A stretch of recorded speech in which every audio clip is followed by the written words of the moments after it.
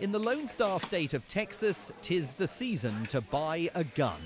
At the Arms Room in the town of Spring, just outside Houston, owner Travis James says sales are always buoyant at this time of year.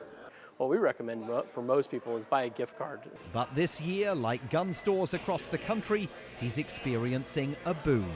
Nowadays, the world's gotten a little bit crazier, and I think that people have that need for protection, and it's kind of an obvious choice. If the bad guys have guns, you want to at least have a gun too.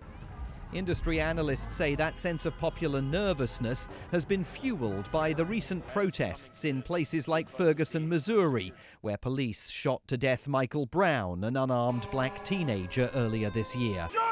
No peace!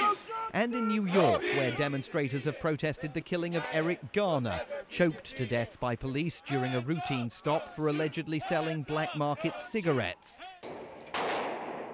America's pro-gun lobby insists the right to own weapons is enshrined in the Second Amendment of the country's constitution. And 2 years after the horrific massacre of 20 infants and 6 adults at the Sandy Hook Elementary School in Connecticut, all meaningful attempts to reform America's gun laws have stalled. In 2012, more than 33,000 people died from guns. I mean, it's a staggering figure. So for me, I think one of the problems is things like Sandy Hook, though they shake the nation, they haven't resulted in change, and unfortunately they move the bar higher as to what shocks us as a nation. And so a plan to institute universal background checks for gun purchasers lies fallow. The US Senate rejected it last year.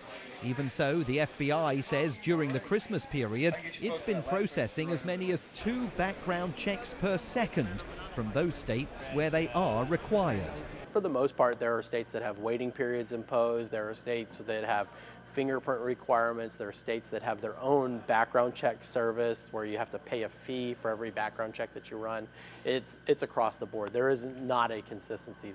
But there is at least one area of consistency, and that's the growth in the number of guns being wrapped, boxed and gifted this Christmas season.